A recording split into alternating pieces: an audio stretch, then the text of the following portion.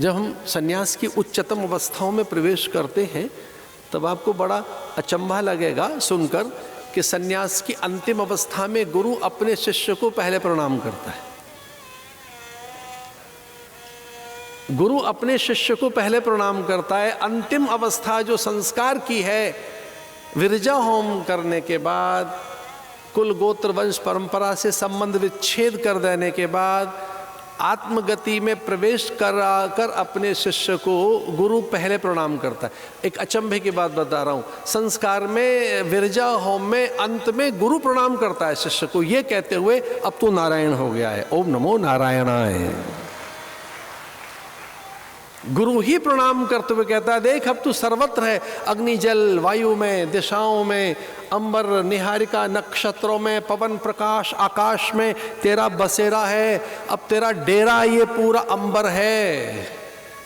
खाली डेरा रोहतक के गौकर्ण धाम में ही नहीं है, ये पूरा अंबर ही तेरा डेरा है।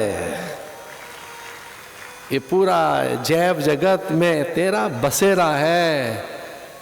ये अलख का अर्थ है जो नहीं दिखाई दे रहा है वो भी तेरा ही है, तू ही है। सर्वत्र सर्वम खलु इदम ब्रह्म। गुरु एक दृष्टि देता है कि देखिए जो सब पार्टिकल्स हैं, जितने भी ये नन्हे नन्हे जितने भी ये कण हैं, वो धरती अंबर अग्नि जलवायु के सब एकीकृत एक से ही हैं। कोई एक से ही अनेक चीज बनी है एक तत्व से।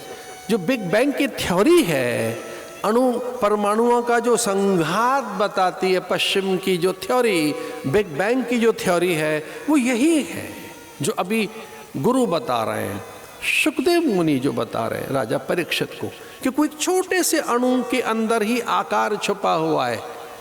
वो जो एक भाग है स्त्री का और दूसरा पुरुष का, जब वो संयुक्त होता है तब उसमें से आकार बनता है। अकेला पुरुष ही प्रकृति में पूर्ण नहीं है, अकेली स्त्री ही प्रकृति में पूर्ण नहीं है, पर हाँ स्त्री में अष्टगुणित 8 गुणा आकार की वृद्धि की सामर्थ्य है। चेतना में 10 गुना वृद्धि की, ये एक अलग से कथा है, इस पर विचार करना थोड़ा सा। स्त्री प्राय 8 गुना ताकतवर है, 8 गुना उसकी जो चैत्य अवस्था है, जो वो दुस्साहस कर सकती है, जो वो साहस कर सकती है अन्य नहीं कर सकता। रणचंडी बनकर खंभ, वो जो बिंब है उसमें उसकी 8 गुना ताकत है। जैसे अस्त्र शस्त्र लेकर वो निकल पड़ी रणचंडी बनकर, चंड मुंड शुंभ निशुंभ महिषासुर के वध के लिए। तो वो जो पहली एक चैत्य सत्ता, साकार सत्ता, आकृति की जो 8 गुना और 10 गुना उसकी चेतना की सामर्थ्य पहले प्रकट हुई। आइए हम आपको कथा में ये बताने का प्रयास कर रहे हैं कि मनु शत्रुपा को जब आदेश मिला कि सृष्टि का विस्तार करो, तो सबसे पहले कन्या का जन्म हुआ। इस धरती पर सबसे पहले स्त्री आई है। इस धरती पर सबसे पहले स्त्री का आगमन हुआ है। जो मैथुनी सृष्टि में जो पहली कृति है, मनुष्य की पहली उत्पत्ति, जो मानसिक सृष्टि है, काल्पनिक सृष्टि थी, ऋषि जो बनाए गए उनमें जो पहला जन्म हुआ दंपति से, युगल से, पति पत्नी से जो पहली एक संतान पैदा हुई, हम मनुष्यों में, हम मनुष्यों की उपज और हम मनुष्यों के उत्पादन में सबसे पहले स्त्री का जन्म हुआ। इसलिए वेद कहता है, वेद ने प्रार्थना करते हुए कहा, ये वेद मंत्र है, त्वम स्त्री त्वम पवनासि त्वम कुमार उतवा कुमारी। हे धन्य है परमात्मा, हे ईश्वर तू धन्य है। कुमार बाद में बना, पुरुष बाद में बना, अन्य रूप तेने बाद में धारण किए, पहले स्त्री बना, तुम स्त्री। इस सृष्टि में पहले कन्या आई है, 10 पुत्र समा कन्या। अगर घर में पहले कन्या आए तो उदास न हो जाना, असहज मत हो जाना। दूसरी कन्या पर भी असहज न होना। तीसरी चौथी आए तो समझना कि घर में भक्ति आई है, ज्ञान वैराग्य आ रहा है। न वो बोझ है, न वो पहाड़ है, वो घर का उत्सव है, किलकारी है, वो घर का सद्भाग्य है, सौभाग्य है। बड़ा सा मन बनाकर चौथी पांचवी भी कन्या हो तो शहनाई बजवाना, ढोल बजे, मिठाइयाँ बटे, उत्सव घर में हो। अब तो वो अवसर हाथ कहाँ रहे, इतने संतानें हो कहाँ रही हैं।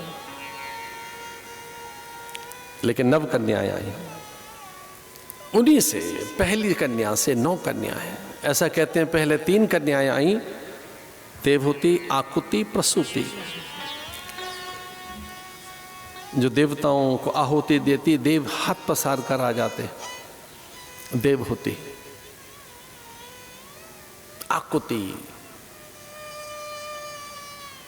जिससे रचना सीखी, सृजन सीखा। प्रसूति जो दिव्य कलाओं की स्वामिनी थी। जब कन्याओं के हाथ रंगोली, अल्पना, तोरणद्वार, वंदनवार के लिए चलते हैं, उनके हाथों में कला, सौंदर्य, उन्हीं के हाथों में साहित्य है, वो विद्या की देवी है। एक सच्ची घटना है, कहीं उत्तरकाशी की घटना है, बड़ी सच्ची घटना। मैं साधुओं के झुंड में था, विद्याध्ययन काल मेरा, मैं उपनिषदों के अध्ययन के लिए उत्तरकाशी में था, वेद अध्ययन के लिए। तब एक सन्यासी उनके झुंड में एक घटना ऐसी हो गई, उन्होंने कहा कि मेरा व्रत ऐसा है कि मैं स्त्री को स्पर्श नहीं कर सकता, न मैं स्त्री को देख सकता। तो मैं एक ऐसे विशेष व्रत में हूँ कि मैं स्त्री को नहीं देखूँगा, और 6 महीने का मेरा यह व्रत है, मुझे कहाँ रहना चाहिए, मुझे स्त्री न दिखाई दे जाए। किस तरह से मेरी आंखें खुली होंगी उस घटना से। एक सन्यासी, एक ब्रह्मचारी मेरे सामने किसी ज्येष्ठ और अत्यंत वरिष्ठ आचार्य से ये कह रहे थे कि मेरा व्रत है 6 महीने का, मैं स्त्री नहीं देखूंगा 6 महीने तक, ये मेरा व्रत कैसे पूरा हो, मैं कहाँ रहूं। और तब उस ज्येष्ठ आचार्य ने कहा कि तुम कहीं भी रहो, तुम्हारी जिह्वा पे जो सरस्वती स्त्री बैठी है उससे कितनी दूर रहोगे।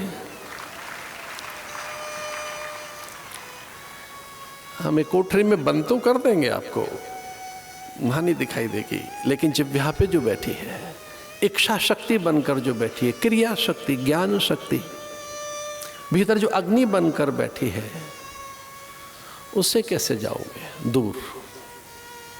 रचना शक्ति, मेधा शक्ति, प्रज्ञा शक्ति, स्मृति शक्ति, जो शक्ति है, जो एनर्जी है, वो स्त्री है, वो उससे कहाँ दूर जाओगे, कितना दूर जाओगे। हाँ, अगर ऐसा व्रत है कि स्त्री को नहीं देखना है तो मत देखना, माँ देख लेना उस समय। अगर स्त्री दिखाई दे तो कह देना माँ दिखाई दे गई है, स्त्री नहीं दिखाई दी। जब स्त्री दिखाए तो कह देना माँ दिख गई, माँ तो देख सकते हो ना। और जो नाड़ियां भीतर हैं वो भी तो स्त्रियां हैं। हमारे शास्त्र कहते हैं जो 72 करोड़ नाड़ियां हैं हमारे शरीर में, वो सब स्त्रियां हैं। लोग कहाँ जाएं फिर। जो धमनियां हैं, जो शिरोधाराएं हैं, सब स्त्रियां तो हैं, कहाँ जाएं। ऐसे कोई व्रत मत लीजिए, एक ही व्रत लो कि सब जगह वही एक है और कोई दूसरा नहीं है।